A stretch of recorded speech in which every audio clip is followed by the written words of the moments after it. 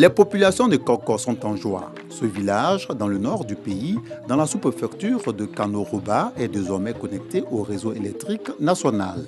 Pour ces populations, cette initiative est l'aurore d'un développement pour le village de Koko. Cette cérémonie de la fête de la lumière, qui en réalité est la lumière de tout le monde et la lumière pour tous. Pourquoi la lumière pour tous? Parce que cette cérémonie a donné l'occasion de nous rassembler et peut-être d'échanger des éléments qui puissent nous conduire vers la lumière. Mais au-delà de la lumière, ça nous donne de la projection. Ces populations heureuses ont aussi sollicité entre autres de l'aide pour l'obtention des compteurs d'électricité, la construction d'une maternité et le reprofilage de la route menant à leur village.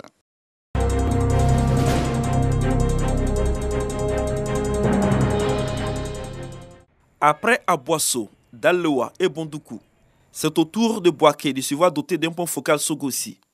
La Société de gynécologie obstétrique de Côte d'Ivoire se rapproche de ses membres et des populations. Pour diriger cette sous-section, le choix des membres s'est porté sur le docteur Patrice Meirigué Ouattara. Il aura la charge des régions du Béké et du Hambol pour la réduction de la mortalité infantile et maternelle. Sur environ près de 8000 naissances vivantes, surtout à Boaké, au CG de Boaké, plus de 8000 naissances vivantes. Nous sommes autour de 80, de 70 à 80 décès maternels. C'est très déplorable de voir une femme qui vient de naissance et qui décède au cours de cet accouchement-là. Donc ma mission première, c'est de faire en sorte que ce décès-là puisse être vraiment divisé par 10. En remettant les attributs du nouveau point focal, le président de la Sogossi, Société de gynécologie obstétrique de Côte d'Ivoire, a rappelé les efforts consentis dans l'amélioration des chiffres liés à la lutte contre la mortalité infantile et maternelle. Pour Serge Boni, le couple mère-enfant reste la priorité du combat. Le challenge que nous avons à mener, et si nous n'arrivons pas à mobiliser tous les acteurs du secteur de la santé de la reproduction, c'est-à-dire les gynécologues obstétriciens et les sages-femmes, nous allons encore enregistrer pendant quelques années des décès maternels et néonatals de façon importante. Et nous ne pouvons pas continuer à regarder les femmes mourir en donnant la vie.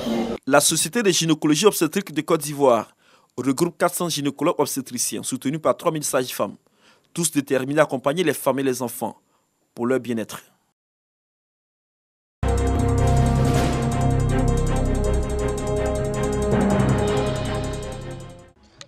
Ils étaient opposés pour des raisons dues aux activités de pêche sur le fleuve Cavali.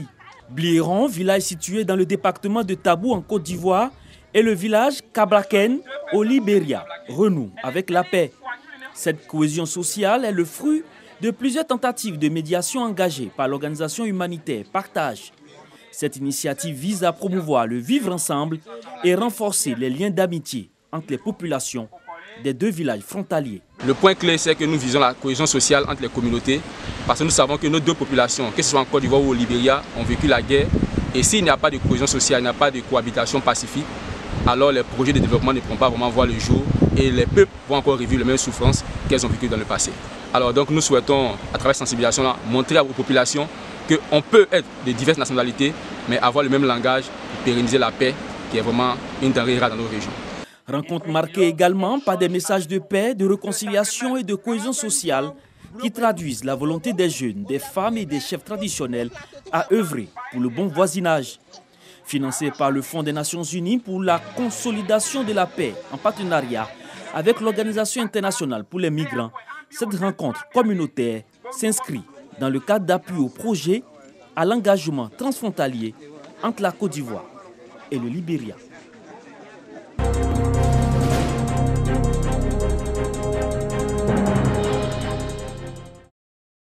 Avec plus de 90 000 tonnes de noix de cajou produites en 2020, la région du Hambol est la deuxième zone de production derrière le Béret. Pour cette campagne, 64 000 tonnes sont déjà collectées. À côté de la quantité, la région du Hambol produit de la noix brute de cajou de qualité. Cette qualité contribue à la hausse du prix du kilogramme. Fixé à 305 francs CFA en début de campagne, le prix bord champ se négocie entre 350 et 370 francs CFA dans le Hambol. À mi-parcours de la campagne, les membres du comité de suivi et de veille du département de Niakara se sont retrouvés pour faire le bilan. Bilan jugé positif par les producteurs et les acheteurs. L'État a intervenu en donnant 100 000 francs pour éclairer les champs et puis 25 000 francs pour maintenant en sorte de produits phyto. Donc vraiment ça fait accroître la production, ça a changé la qualité de l'anacarde. Donc vraiment je tenais à remercier l'État de Côte d'Ivoire. Le déchargement est rapide, le paiement est rapide et les financements viennent. Donc ça veut dire que le gouvernement a fait un travail de bon. Nous avons commencé le produit ici à 305 francs, comme le gouvernement l'a indiqué. Mais présentement, nous sommes à 350. Ce prix est dû par rapport à la bonne qualité. Pour maintenir la quantité et la qualité, les différents acteurs ont été exhortés à redoubler d'efforts. Pour le concert du coton et de l'anacarde, si le combat de la quantité et de la qualité est gagné, il reste celui de la fuite des productions vers les pays frontaliers. De par la sortie de Dabakala, le pont de Siribou, on constate que certains de notre production part au Ghana via Bondoukou. Mais nous œuvrons vraiment à mettre fin à ce phénomène. Depuis le début de la campagne, plusieurs véhicules en partance pour le Ghana ont été saisis par les forces de défense et de sécurité. En 2020, la Côte d'Ivoire a produit plus de 850 000 tonnes de noix de cajou, une quantité qui fait de la Côte d'Ivoire le premier producteur mondial d'anacarde.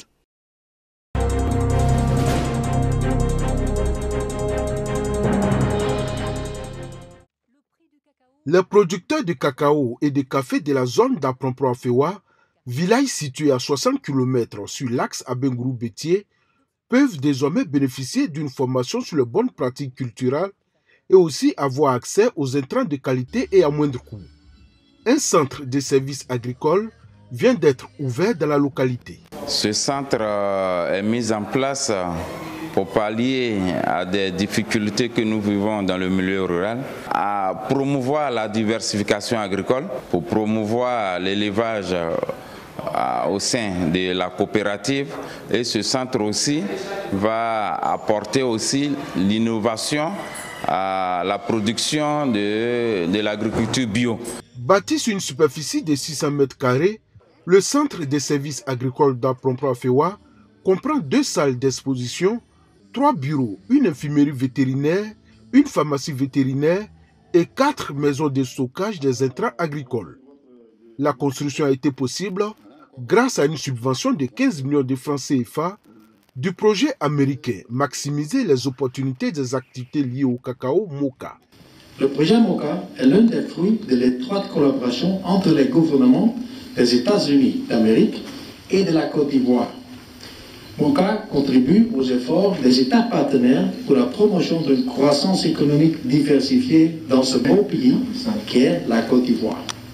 Le centre des services agricoles de Aprompro-Afewa est le deuxième centre d'intrants ouvert dans l'Indéné Guablé, après celui d'Abengourou, inauguré par le ministre de l'Agriculture Kobina Kwasi Adjoumani le 1er février 2021.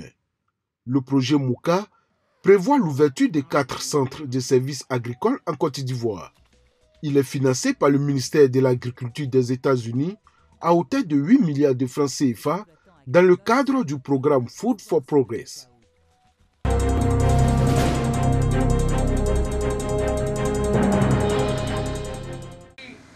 Boaké. Les grandes artères de la commune sillonnées par un cortège de mototaxis et un camion. Nous sommes à la caravane de sensibilisation sur le port du casque, une obligation désormais dans la commune. Portez les casques désormais à Boaké. Si tu ne portes pas de casque, tu ne vas plus jamais rouler à Boaké. Parce que tous les chauffeurs de mototaxis à Boaké disent oui pour le port de casque à Boaké. Les usagers de 2 à 3 roues sont ainsi invités à se munir de leur casque. Une initiative de la Direction régionale des transports de Béquet et ses partenaires. Cette caravane se veut préventive avant la phase répressive. Nous avons été instruits par le ministre des Transports et elle, avec l'appui de l'OSER, de faire une caravane donc, de sensibilisation pour amener donc, les usagers de la route donc, au port de casque et particulièrement tous les conducteurs d'engins à 2 roues et 3 roues. Il était important aussi qu'on soit sur le terrain pour que chacun soit sensibilisé à la prévention. Parce que très bientôt, nous sommes sûrs qu'il y aura une autre sensibilisation, mais cette fois-ci, elle sera répressive. Les conducteurs de mototaxi, premiers concernés par cette opération de sensibilisation, entendent œuvrer pour le respect des mesures. Ne regardons pas les policiers, ne regardons pas les choses. C'est la vie de l'homme que nous allons sauver là, que nous devons regarder. Ce que nous on demande aussi plus les soisives assurance.